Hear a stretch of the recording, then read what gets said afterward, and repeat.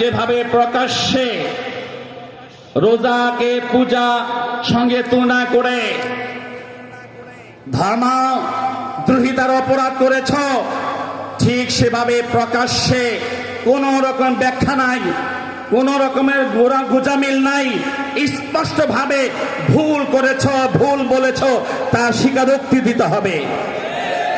অন্যথায় দেশের তৌহিদি জনতা দিলের মধ্যে তোমাদের সমস্ত অন্যায় অনাচারের কারণে, তোমাদের ধর্ম নিয়ে তুচ্ছ-তাচ্ছিল্যের কারণে যে আঘাত লেগেছে, এই আঘাতের ক্ষত কিন্তু সহজে যাবে না। কথা ঠিক কিনা?